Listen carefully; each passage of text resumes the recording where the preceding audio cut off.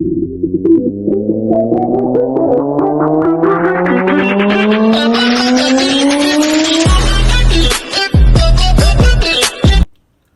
Hello and welcome to the neuro anatomy series. इसमें basically हम caudate nucleus को discuss करेंगे। एक इम्पोर्टेंट यूक्यू है और मोस्ट रेपिटेशन में आते हैं। बेसिकली हम जितने भी गैंग्लियाज को मैंने जो आपको टेबल में करवाए हैं, ये सारे के सारे गैंग्लिया को सेरिब्रम के टॉपिक में हम डिस्कस कर चुके हैं। लेकिन कॉर्डेट को थोड़ा सा ज़्यादा एक्सप्लेन से करना है, इसलिए बाकियों को हम डिस्कस यहाँ पे नहीं करेंगे। वहाँ पे आप अगर देखना चाहें तो देख सकते हैं। कॉर्डेट न्यूक्लियस बेसिकली एक सी शेप न्यूक्लियस होता है जो कि ग्रे मैटर का बना हुआ होता है और ये टेलिनसेफिलोन से बनता है। टेलिसेफिलोन बेसिकली डिफरेंट तरह के न्यूक्लियस में इन्वॉल्व होता है जो कि पार्ट होता है प्रोजेंसेफिलोन का। अब प्रोजेंसेफिलोन हमारा बेसिकली सेरिब्रम और उसके अंदर पड़े हुए थैलेमस और सब थैलेमस इस तरह की ये चीज़ें बनाता है। ठीक है जी। सो प्रोजेंसेफिलोन आगे उसकी दो डिवीजन होती हैं, डाइन और टेलिन आगे जाके दोबारा बनाता है कॉर्डेट। अब रिलेशन जो है मैं आपको कोई ज़्यादा डायग्रामेटिकली या बहुत कम्प्लेक्स डायग्राम के थ्रू अगेन नहीं दिखाऊंगा, बहुत इजी में दिखाऊंगा कि बेसिकली होता कैसे। होता यह है कि कॉर्डेट न्यूक्लियस जो है वो आपको पता है कि जी कॉर्पस स्ट्राइएटम की डिवीजन से बनता है। अब कॉर्पस स्ट्राइएटम क्या है? थैलेमस से लेके एक्सटर्नल कैप्सूल तक। अब एक्सटर्नल कैप्सूल या इंटरनल कैप्सूल थोड़ी सी आपको टर्म डिफरेंट लग रही होगी, वो बता देते हैं। बेसिकली होता यह है कि यहाँ पे थैलेमस पड़ा हुआ होता है और यहाँ से लेके यहाँ तक एक लाइन ड्रॉ कर लें। ठीक है, इसको आप कह लें एक्सटर्नल कैप्सूल। इसके दरमियान में एक वेवी लाइन ड्रॉ कर लें, इसको आप कह लें कि ये इंटरनल कैप्सूल है।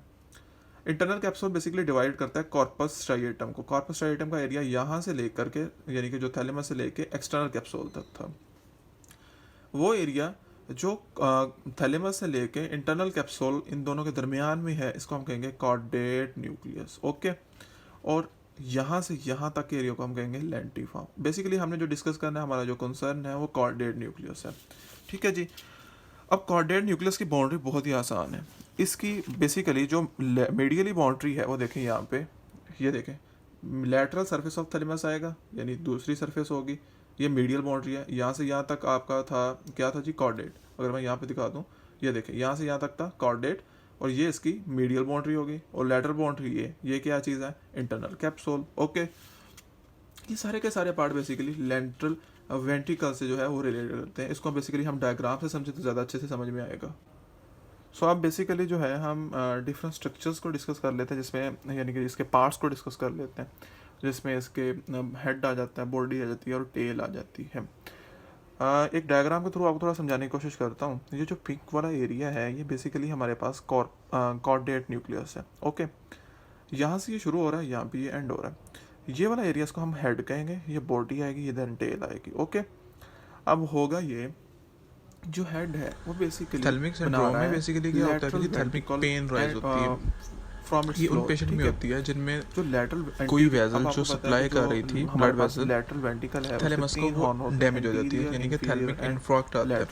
जब ये चीज़ होती है तो पेनिंग सेंसेशंस आती हैं। क्यों आती हैं? है बेसिकली आपको पता ही एज ए रिले सेंटर काम करता है। Different ascending tracts pain, temperature, touch की सेंसेशन लेके जाते हैं इस तक, और जब यहाँ तक जाते हैं वहाँ पे वो स्टिमुलाई करते हैं और ये इन रिजल्ट ओवर रिएक्ट करता है और वहाँ पे बहुत ज़्यादा पेन आती है। मतलब नॉर्मल काम के लिए भी ये पेन देता है। ठीक है, और क्योंकि वो स्टिमुलस हो रहा उसको उसके ऊपर एक्ट कर रहा होता है। अच्छा, अगर बहुत सारी ड्रग्स अप्लाई की जाएं इसको ठीक करने के लिए, एनर्जेटिक ड्रग्स जो है ये उनको रिस्पॉन्ड भी नहीं करता। थैलेमिक हेड में बेसिकली क्या होता है कि लेयन होती है, लेयन डैमेज करती है उन ब्लड वेसल्स को जो सप्लाई कर रही होती हैं हमारे थैलेमस को। इन रिजल्ट थैलेमिक इन्फार्क्ट होता है यहाँ पे भी। और थैलेमिक हेड में ये होता है कि हमारा जो रिस्ट है वो प्रोटीनेटेड यानी पाम वाली साइड नीचे और फ्लेक्स हो जाता है, जैसा कि पिक्चर में दिखाया गया है। और मेटाफरेंजियल जॉइंट जो है वो फ्लेक्स हो जाते हैं और इंटरफेरेंजियल जॉइंट एक्सटेंड हो जाते हैं। तो ये और बहुत कम मूवमेंट होती है इस ड्यूरेशन में। किसका? So that's all about the thalamic syndrome. ये एक इंपॉर्टेंट है और वाइवा क्वेश्चंस में भी पूछा जाता है। देखते हैं कि फंडस स्ट्राइएटा क्या है। Fundus striata basically anterior part of the head is fuse with the lentiform nucleus inferiorly. ठीक है, जो लेंटिफॉर्म न्यूक्लियस आपको पता है जो पार्ट होता है कॉर्पस स्ट्राइएटम का, उसमें उसके साथ ये फ्यूज होता है। ठीक है, anterior part of the head, part of the head of the आपका जो कह लें कि जो कॉर्डेट न्यूक्लियस है इसका। ठीक है, और जो फंडस स्ट्राइएटाई है बेसिकली ये कंटिन्यू कर रहा होता है इन्फीरियरली एंटीरियर परफोरेटिंग सब्सटेंसेस के था। ये थोड़ा सा आपको डायग्रामेटिक थोड़ा समझाना मुश्किल है, थोड़ा सा क्रैमिंग और एक एमसीक्यू पॉइंट के लिए ये इंपॉर्टेंट थी, तो ये आप ज़रा बात अपनी जहन में रखिएगा। और जो टेल है याद रखिएगा ये एमेग्लॉइड कम्प्लेक्स के साथ रिलेशन में होती है। सो बेसिकली आपको ये चीज़ें लाजमी आनी चाहिए, ये एक यूक्यू है और ये आपको समझ में भी आना चाहिए कि कौन सा चीज़ कौन सा फ्लोर बना रहा है, कौन सा रूफ बना रहा है। बेसिकली यही एमसीक्यूज़ में पूछी जाती है। इंशाल्लाह मिलते हैं नेक्स्ट वीडियोस में। अल्लाह हाफिज़।